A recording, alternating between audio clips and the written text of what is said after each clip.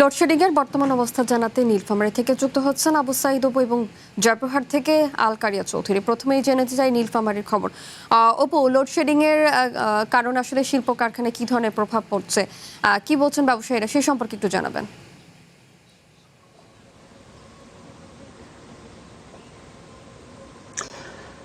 শাওন, আপনাকে ধন্যবাদ। আপনার মাধ্যমে আমি দর্শকদেরকে জানাতে চাই যে গেল কদিন ধরে বিদ্যুতের যে লোডশেডিং, ভয়াবহ লোডশেডিং, এই লোডশেডিং এর কারণে চরম বেকায়দায় পড়েছে সব শ্রেণী পেশার মানুষ। এর প্রভাব কিন্তু পড়েছে শুধু জনজীবন নয়, শিল্প কারখানা এবং ছোটোখাটো যে মাঝারি শিল্প কারখানা রয়েছে। বিশেষ করে বলতে হয় যে উত্তরা ইপিজেটে প্রায় যেখানে 50,000 মানুষের কর্মসংস্থান, সেখানেও কিন্তু বিদ্যুতের ব্যাপক ঘাটতি দেখা দিয়েছে।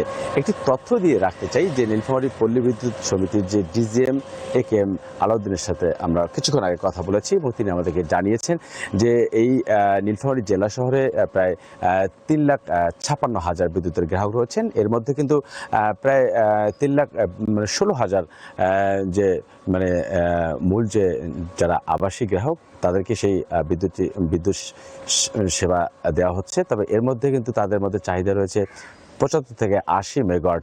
তবে এর মধ্যে কিন্তু যেসব শিল্প প্রতিষ্ঠান রয়েছে, কলকারখানা এবং বাণিজ্যিক যাদেরকে বলা হচ্ছে, সেটি কিন্তু প্রায় 40 থেকে 50,000-এর কাছাকাছি। এবং ছোটোখাটো এই মাঝারি যে ক্ষুদ্র শিল্পগুলো আছে, এই শিল্পগুলো কিন্তু বিদ্যুতের কারণে চরম একটু তাদের উৎপাদন ব্যাহত হচ্ছে এবং তাদের আয়ের রোজগার কমে যাচ্ছে এবং সেটি কিন্তু জনজীবনের মারাত্মক প্রভাব হচ্ছে। আরেকটি বিষয় জানিয়ে রাখি যে নীলফামারী যে নেসকোর যে নির্বাহী প্রকৌশলী প্রশান্ত কুমার রায়ের সাথে, তার সাথে আমার কথা হয়েছে। তিনি আমাদেরকে জানিয়েছেন যে জেলা জুড়ে চাহিদা কিন্তু 14 থেকে 15 মেগাওয়াট চাহিদা, কিন্তু সেখানে তারা সর্ব পাচ্ছেন 7 থেকে 8 মেগাওয়াট, যার ফলে কিন্তু এই যে 75 মেগাওয়াট পল্লী বিদ্যুতের যে চাহিদা, সেখানে তারা পাচ্ছেন 30 থেকে 32, কখনো 39। এর বিশাল বড় একটা ঘাটতি। এবং নেসকোর ঠিক একই অবস্থা, সেখানে 13 জায়গায় যখন 7 মেগাওয়াট যখন সর্ব পাচ্ছে, তখন কিন্তু লোডশেডিংয়ে ভয়াবহ কবলে পড়ছে। এর ফলে কিন্তু সর্বক্ষেত্রে একটা প্রভাব পড়ছে, জনজীবনে প্রভাব পড়ছে। বিশেষ করে যদি বলি হাসপাতালের কথা, সেখানেও কিন্তু চিকিৎসা সেবা ব্যাহত হচ্ছে এবং শিল্প কলকারখানা, মাঝারি শিল্প, অর্থাৎ সর্বক্ষেত্রে একটি মারাত্মক পড়ছে। আর বিশেষ করে এই প্রচণ্ড গরমের কারণে কিন্তু মানুষের মধ্যে হাসপাতাল অবস্থা শুরু হয়েছে এবং এইসব মানুষজন কিন্তু আসলে ক্রমান্বয়ে এই গরমের কারণে বিভিন্ন রোগে আক্রান্ত হয়ে হাসপাতালের দিকে ছুটে যাচ্ছেন। আরেকটি বিষয় আপনাদেরকে জানিয়ে রাখি, এখনকার মানুষ আসলে, এখানকার মানুষজন বলছেন যে বিদ্যুতের যে লুকোচুরি খেলা শুরু হয়েছে, সেই বিদ্যুৎ আসলে কখন যাচ্ছে, কখন আসছে, সে নিয়ে কিন্তু তাদের মধ্যে চিন্তা নেই। কিন্তু যে বিদ্যুৎটি আসছে, সেই বিদ্যুৎটি কখন থাকছে, কতক্ষণ থাকছে এবং কখন যে বিদ্যুৎ চলে যাবে, লোডশেডিং আতঙ্ক, সেটি কিন্তু এই জনপদের মানুষের মধ্যে ক্রমান্বয়ে বিরাজ করতে। অর্থাৎ সবকিছু মিলে বিদ্যুতের এই যে ভয়াবহ পরিস্থিতি, এই পরিস্থিতিকে উত্তরণের জন্য ইতিমধ্যে কিন্তু নেসকো এবং পল্লী বিদ্যুতের পক্ষ থেকে তাদের জনরোষ থেকে রক্ষা পেতে তারা কিন্তু ইতিমধ্যে থানা এবং জেলা প্রশাসক কার্যালয়ের কাছে নিরাপত্তা চেয়ে চিঠি দিয়েছেন। তাহলে অবশ্যই বুঝতে হবে শাওন যে আসলে লোডশেডিং কতটা ভয়াবহ মাত্রায় পৌঁছে গেলে বিদ্যুতের যারা কর্তৃপক্ষ রয়েছেন, তারা নিরাপত্তা চেয়ে থানা এবং জেলা প্রশাসক কার্যালয়ের কাছে তারা আবেদন জানান নিরাপত্তার জন্য। তো এই ছিল শাওন আমার কাছে নীলফামারী থেকে সর্বশেষ খবর। শাওন। অপু, আপনাকে ধন্যবাদ। এবার জেনে চাই নীলফামারীর খবর, জয়পুরহাটের খবর।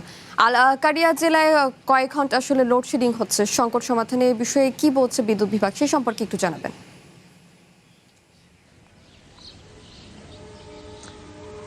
দিন যতই যাচ্ছে, জয়পুরহাটের যে 5টি উপজেলা রয়েছে, সেই 5টি উপজেলায় বিদ্যুতের যে লোডশেডিং, সেটি কিন্তু তীব্র হয়ে উঠছে। এতে করে প্রতিদিনের যে স্বাভাবিক জীবনযাত্রা, সেটি কিন্তু ব্যাহত হচ্ছে। শহর থেকে গ্রাম সব জায়গাতেই বিদ্যুতের যে লোডশেডিং, সেটি কিন্তু বৃদ্ধি পাচ্ছে। বিশেষ করে শহরের তুলনায় গ্রামীণ অঞ্চলগুলোতে বিদ্যুতের লোডশেডিং সেটি তীব্র হচ্ছে। প্রতিদিন দিন রাতের বেশিরভাগ সময়ই কিন্তু বিদ্যুৎ চলে যাচ্ছে। বিশেষ করে সন্ধ্যার সময় বিদ্যুৎ চলে যায়, রাতে চলে যায় এবং রাতের শেষ ভাগেও কিন্তু বিদ্যুতের চলে যায়। এছাড়া সবচেয়ে বেশি ক্ষতিগ্রস্ত হচ্ছে জেলার বিদ্যুৎ নির্ভরশীল যে ব্যবসা প্রতিষ্ঠান রয়েছে এবং ভারী শিল্প প্রতিষ্ঠান রয়েছে, সবথেকে বেশি ক্ষতির মুখে তারা পড়ছেন।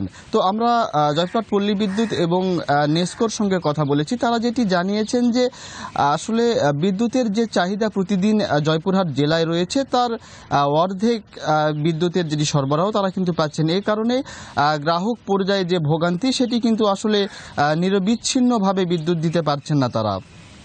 তবে আমরা সাধারণ গ্রাহকের সঙ্গে কথা বলেছি, একদিকে যেমন গরম, অন্যদিকে বিদ্যুতের যে ঘন ঘন লোডশেডিং সেটি নিয়ে কিন্তু তারা চরম ভোগান্তিতে পড়েছেন এবং এছাড়া বিদ্যুতের যে ভুতুরে বিল সেটি নিয়েও কিন্তু তারা অসন্তোষ প্রকাশ করেছেন। দেখা গিয়েছে বিগত মাসগুলোতে বিদ্যুতের যারা 500 থেকে 1000 টাকা বিদ্যুতের বিল আসতেছিল এবং বর্তমান সময় দেখা যাচ্ছে যে তার দ্বিগুণ হারে বিদ্যুতের যে বিল সেটি বৃদ্ধি পাচ্ছে। তো এই নিয়ে কিন্তু তারা পল্লী বিদ্যুৎ এবং নিস্কো অফিসে যাচ্ছেন এবং তাদের সঙ্গে কথা বলে কিন্তু আসলে বিষয়গুলি সমাধান করছে। তো এই ছিল জয়পুরহাট থেকে পল্লী বিদ্যুতের সবশেষ খবরাখবর। আলকারি, আপনাকে ধন্যবাদ। লোডশেডিং এর বর্তমান অবস্থা জানছিলাম নীলফামারী ও জয়পুরহাট থেকে।